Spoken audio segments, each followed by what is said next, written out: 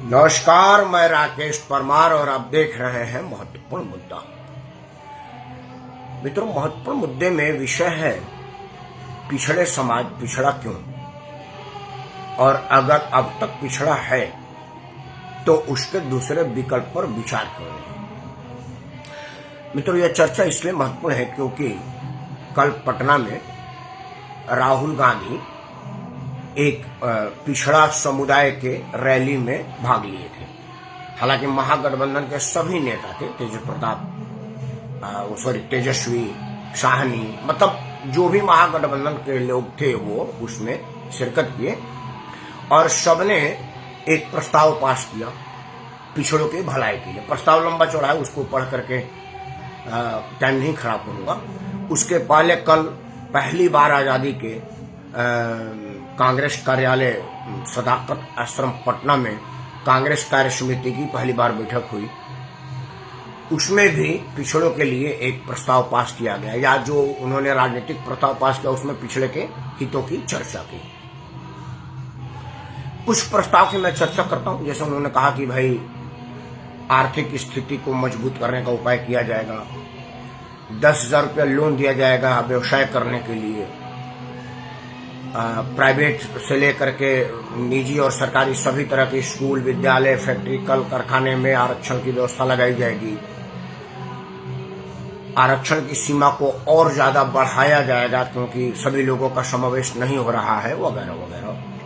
और अब तक पिछले समाज की दयनीय स्थिति पर चिंता व्यक्त की गई। मेरा मुद्दा यहीं से शुरू होता है। मित्रों, 1952 में 26 जनवरी को हमने एक संविधान अंगीकार किया, एडॉप्ट किया, लिखा, माना, लिया, जो भी किया, हमने एक संविधान को अपना लिया और उसी संविधान से आज तक देश चल रहा है। 52 से लेके 25 तक बहुत लंबा समय हो गया। आजादी तो उसके पहले मिल गई थी, 47 में मिल गई थी, लेकिन चलिए 47 में मिली थी तो हमारा कोई संविधान नहीं था, तो संविधान में कोई हितों की रक्षा नहीं थी।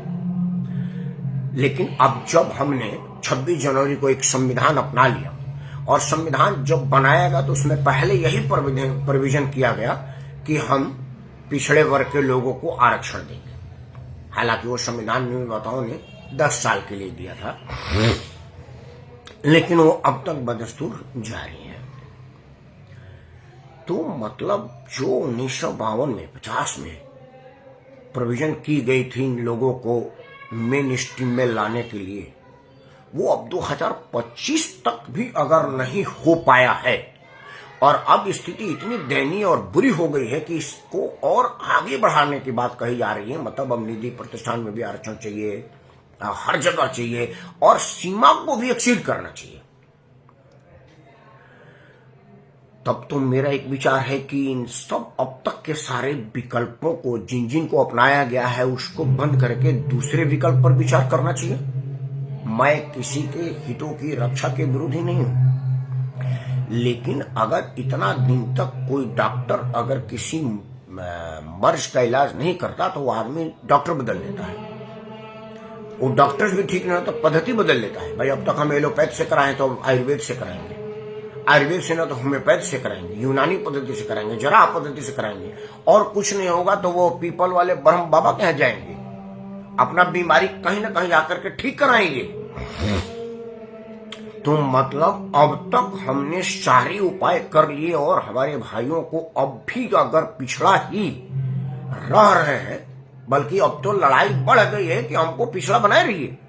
देश के बहुत सारे भूभाग में यह मांग हुआ है कि हमें भी पिछड़ा बनाइए, और सरकार कहते भाई आप तो अगली समाज में हैं। हालांकि मेरा अपना मानना है कि कोई अगला पिछड़ा नहीं होता, अमीर गरीब जरूर होता है। और ये जो समाज में दोहन हो रहा है वो अमीर गरीब का हो रहा है, जाति के आधार पर नहीं हो रहा है।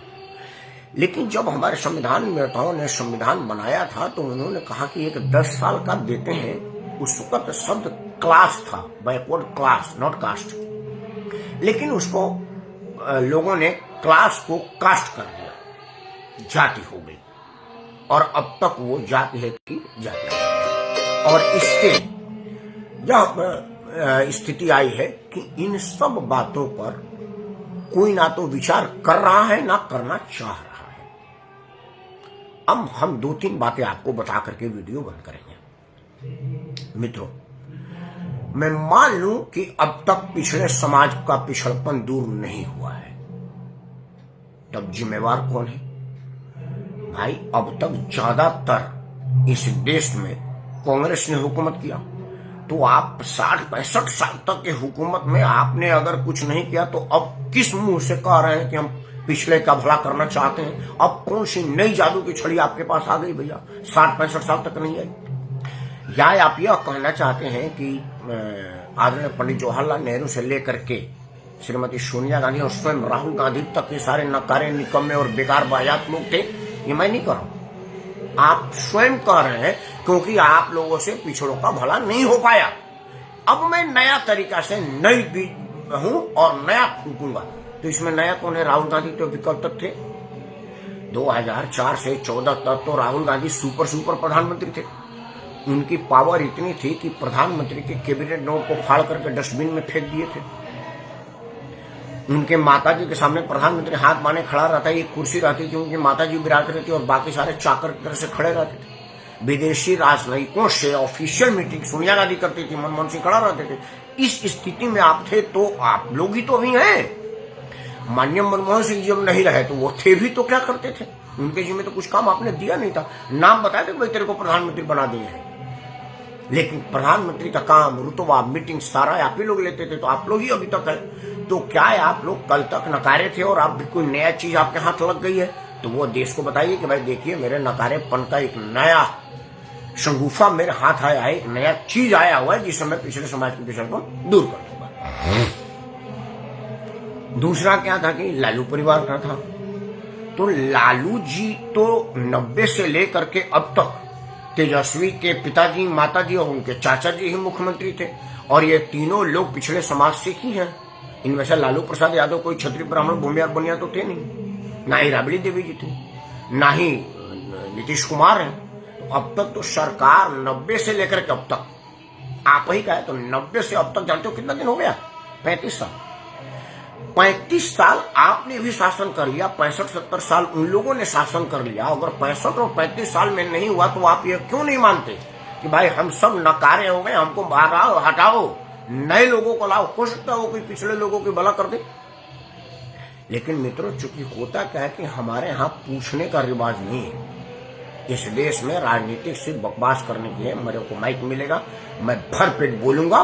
क्या बोलूंगा यह मैं नहीं सोचूंगा, क्यों बोलूंगा यह मैं सोचूंगा, क्योंकि मेरे को राजनीतिक लाभ लेनी है। सीट नहीं मिल रही है, कुर्सी पर मैं नहीं आ रहा हूं, मेरी सरकार नहीं बन रही है, तो मैं अपने हिसाब से अनाप शनाप बोलूंगा, जो मर्जी आए वही कहूंगा, क्योंकि किसी तरह से मेरे को सरकार में लाई है। लेकिन जब आप सरकार में थे तो क्यों नहीं किए, यह बात ना तो मैं बताऊंगा, ना ही मेरे से कोई पूछेगा। चूंकि मेरा मामला महत्वपूर्ण है, मुद्दा मैं महत्वपूर्ण उठाता हूं, और मैं महत्वपूर्ण मुद्दा यह उठा रहा हूं कि भाई अब तक अगर आप में से किसी ने कुछ नहीं किया तो डॉक्टर बदलिए, दूसरे को आने दीजिए, आपके बस की बात रही नहीं। या पद्धति बदलिए, पद्धति यह बदलिए कि भाई अगर अब तक आजादी के पहले ही दिन से अब तक अगर पिछले लोगों का भला नहीं हुआ, मतलब दूसरे विकल्पों की बात करिए। एक बार आरक्षण को खत्म कर दीजिए, प्रतिभा को आगे आने दीजिए। देखिए, प्रतिभावान लोग अपने प्रतिभा के बल पर खुद का विकास करेंगे, क्योंकि आरक्षण के सहारे विकास तो सिर्फ कुछ लोगों का होता है। जैसे 2-3 नाम रख देता हूं। आरक्षण से दलित में जगजीवन राम पहले व्यक्ति थे। तो जगजीवन राम के बाद जब उनका गोलोकवासी हुए तो उनकी इंडियन फॉरेस्ट सर्विस की अधिकारी बेटी आई आरक्षण के लाभ लेने के लिए, और अब उनके बाद उनके बेटा और बहू और उनके परिवार के लोग आएंगे, बाकी कोई है नहीं। दलितों की देवी बनकर मायावती जी आई। मायावती जी ने दलितों को इकट्ठा किया, कहा मैं आरक्षण देती हूँ, मेरे को ये सब राकेश सिंह परमार जैसे लोगों के परिवार के लोगों ने सताया हुआ है, हमको आप अपना समर्थन दीजिए। उन्होंने संगठित किया। पूरे देश में मायावती जब शारीरिक रूप से अस्वस्थ हो रही है, उम्र उनका बढ़ता जा रहा है, तो पूरे देश में कोई दलित का बच्चा उनको होनहार समझदार नहीं मिला। उनके अपना भाई का बेटा याकाशी मिला, भतीजा स्वयं का। लालू प्रसाद को, मुलायम सिंह को, इन लोगों को अपने ही घर के लोग होनहार लड़का मिले। लालू प्रसाद को अपने 8वीं फेल और खींच खाच के 8वीं पास लड़का कोई मंत्री मुख्यमंत्री बनाने का मिला, और कोई अहिर का बच्चा समझदारी नहीं मिला, कोई पिछड़ा वर्ग का नहीं मिला। रामविलास को अपने बाद चिराग पासवान ही मिला। तो अगर यह पद्धति से एक आदमी का बात का विकास हो रहा है, मतलब यह पद्धति हटाइए इन लोगों को और सर्वांगीण विकास पर विचार करिए। आरक्षण खत्म कीजिए, प्रतिभा को आने दीजिए, क्योंकि प्रतिभा के सहारे ही लोग अपने आप को प्रूव कर पाए। जहां जहां आरक्षण है वहां बैसाखी का सहारा है और लोग रेंग रहे हैं, आगे कुछ कर नहीं रहे। तो जो लोगों ने कल पिछड़ा आयोग की बैठक में अपनी बातें कही, मैं तो कहूंगा कि बकवास की, उन लोगों से दो ही प्रश्न है कि भाई आप लोगों ने कार्यक्रम ऑर्गेनाइज किया है और अब तक पिछड़े लोगों को पिछड़ा बने रहने का योगदान भी आप ही का है, क्योंकि आजादी के दिन से लेकर के बहुत दिन तक, 62 साल तक कांग्रेस की हुकूमत थी।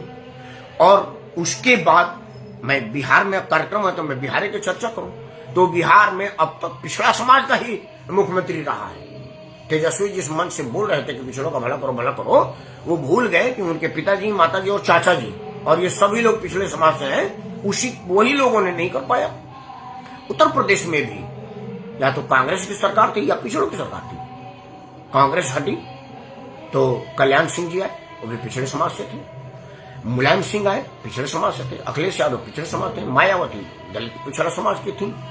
तो यूपी बिहार अगर दो की बात कर लें तो या तो कांग्रेस हुकूमत में रही या फिर पिछड़ा हुकूमत में रहा, और उसके बाद भी अगर आपका पिछड़पन दूर नहीं हुआ तो वीडियो बंद करने से पहले एक ही बात कहूंगा कि अगर मरीज संतुष्ट नहीं है अपनी बीमारी से तो डॉक्टर बदल दे, और अगर डॉक्टर से भी ना हो तो पद्धति बदल दे।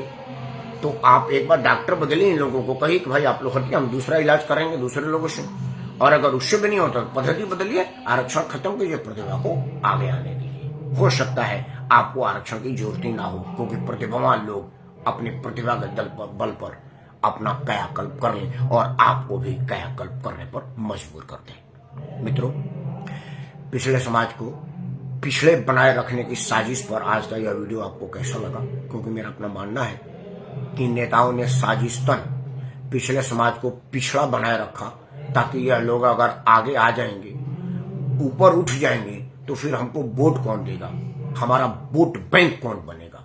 और इसी साजिश में, इसी कुचक्र में हमारे लोगों को बांध कर रखे हैं, उनको आगे ही नहीं बढ़ने देते। रोज रोज उनको पिछड़ा बनाए रखने की साजिश रच रहे हैं, कुचक्र चल रहे हैं। आज भी देश के हर भाग में हमको पिछड़ा समाज में डालो की लड़ाई लड़ रहे हैं। क्यों? क्योंकि उससे कुछ लोगों का सत्ता पर नियंत्रण बना रहता है। अगर पिछले समाज से लोग अलग हट जाएंगे तो स्वयं सत्ता में आएंगे। जहां जहां लोगों ने बदलाव किया है, सरकार बनाया है, और वहां पर पुरानी परंपरागत पार्टियों को धत्ता बताया है, यही ना हो इसीलिए यह आरक्षण की तलवार लटकाए रहते हैं और आपको बरगलाए रहते हैं। तो मेरा निवेदन है कि अपना अकल लगाएं, किसी के बहकावे में ना आए, और आरक्षण भगाएं, प्रतिभा लाएं, तभी इस देश का कल्याण होगा। अगर आपको लगता है कि मेरी बातें सुनने योग्य है, समझने योग्य है, तो आपसे निवेदन है कि सबसे पहले तो आप इस वीडियो को लाइक करें, चैनल को सब्सक्राइब करें और इसे अपने सभी समूह में साझा करें, ताकि सभी लोगों को ये बात पता हो कि पिछड़े लोगों को पिछड़ा बनाए रखने की राजनीतिक साजिश कुछ लोगों ने की है, ताकि उनकी सत्ता पर पकड़ बनी रहे और आप सत्ता के नजदीक भी न जा पाए। इन्हीं शब्दों के साथ मैं राकेश कुमार आप सबको सादर प्रणाम करता हूँ। जय हिंद, वंदे मातरम और भारत माता की जय।